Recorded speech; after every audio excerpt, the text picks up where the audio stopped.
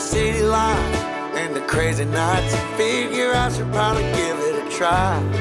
Maybe check it out, see what it's all about. But the traffic was fast and the money was slow. The people I met you never get to know. I kinda miss this place I used to live back home. 'Cause up here it's breakneck, paycheck, rat race, what's next? I'm tired of feeling like a small fish in a big pond. I think I'll go back where I came from, where everybody knows my name. Fucking bear will probably charge me. By the way, if I look a little nervous, because I am sitting in the middle of bear country and early spring, so I'm not sure exactly when they're going to decide to wake up and walk around. And I have an innate fear of grizzly bears, especially ones with cubs. Yeah, I ain't here to try to change your mind, trying to save your time. In case you're thinking about breaking out the bucket list, girl, you can skip this funny business. 'Cause up there it's complicated. One of the benchmarks of my project here at Redemption Road is to live a rural lifestyle that didn't come about just one day haphazardly deciding I was going to move to Montana. It started long before that. For me, I've always had this dream of being in a rural community, having a small farm and ranch, and being able to live as simply as possible and to have be as self-sustaining and self-reliant as I possibly can. The move to Montana didn't start with Bozeman. It started long before that. And like everyone else in this life, we all reach a point of hardship that helps us change the direction in our life. For me, that started when I was 19 years old and I started to develop mental health issues, which later on in my life would be diagnosed as bipolar. At the time, I was totally unaware of what that was, and would not actually find out about that until much later in my life, at 43 years old to be exact. But during that period, because I didn't understand what was going on and I suffered from depression and anxiety, and what later be known as mania, I would self-medicate with alcohol. That in turn developed a secondary problem, which became a primary problem, and that was developing an addiction to alcohol. My undiagnosed mental illness would go on from the time I was 19 until I was 43. During that time, in all honesty, I developed a hell of an addiction by self-medicating that created some severe problems in my life and a lot of consequences. I have what's called a dual diagnosis, which means that I have co-occurring disorders at the same time. I suffer from both bipolar and I have alcohol addiction.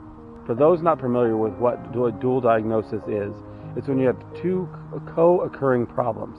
For me, that was mental health, which would turn out to be bipolar, and also a subsequent addiction of some sort. For me, it was alcohol and drugs that proved to be my undoing. So as I rolled through my life and created all kinds of chaos in that, as I tried to climb the corporate ladder and do all these things to keep up with the Joneses, I was slowly self-medicating myself to death by drinking myself to death every night. That all broke free when I was in my 40s, and I started to go take care of business and take care of myself.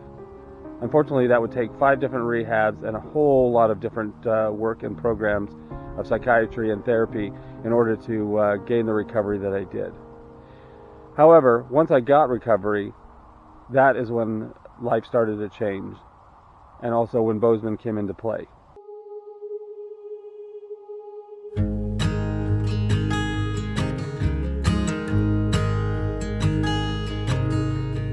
Oh my child, I know you're hurt and you can't let go. It's not your fault and you don't deserve all the bad and the hurt.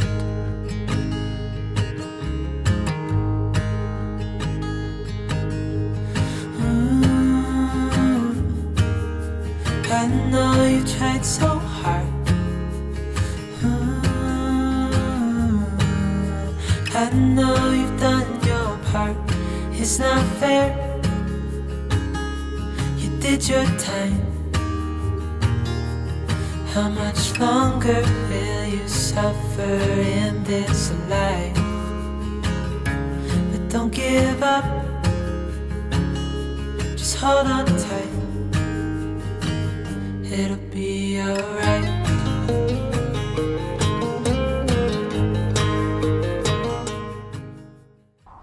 My addiction cost me quite a bit. As it progressed and my health declined, so too came a lot of consequences with that. Consequences I would spend years getting through and working through in order to get them settled.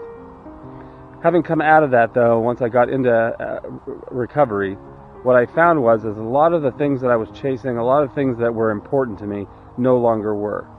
Having a giant house, expensive cars, doing things that to keep up with the Kardashians, basically, turned out to be things that I no longer wanted.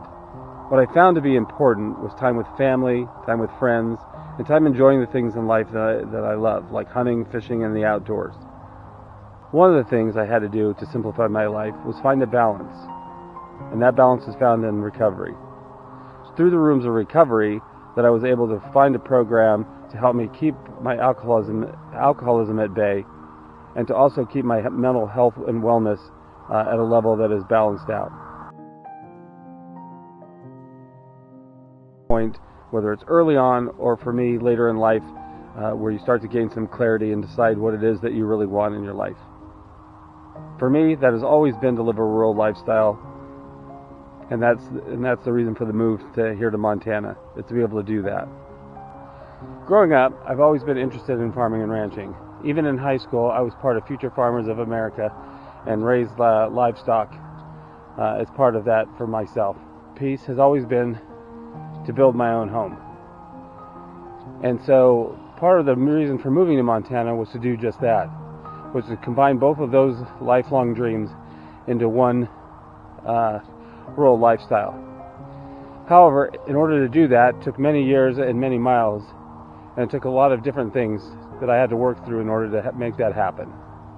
A big part of my dreams is to take the property that I have and to build my own home on it, my own farm, and eventually add livestock to that. And I plan to do that as much solo as I can in order to fulfill some of my own dreams with that. Not an easy task, and certainly one that I'm not above asking for help or allowing help. It's just something I want to prove to myself that I can do, and a challenge I want to take on. The tools of recovery help me create the life that I live today. And my hope is that as I progress in my project and as I progress on my journey to build my rural lifestyle, that I'm able to share some of those tools and some of those stories and some of those things along the way to help me gain clarity and help me build the perspective I have today when it comes to the things that I'm doing. A simple life for me is just about that. It's just about enjoying the things that are most important. Family, friends, my community.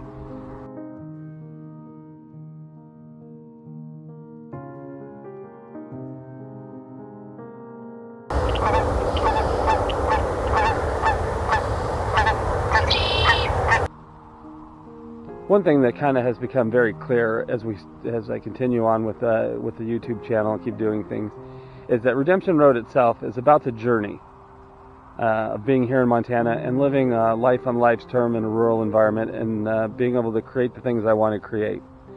But I can't also ignore the fact that there is a foundation of recovery that is part of this. So something that I decided to do with this is create a second channel called Redemption Road Recovery that will just focus on the more detailed stuff of addiction recovery and mental health wellness.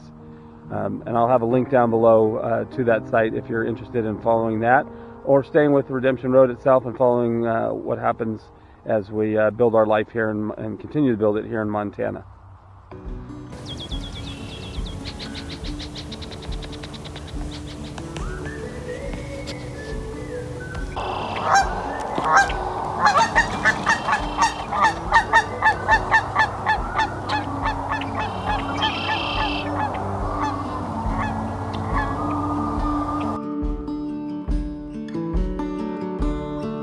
So hard to see from the moment we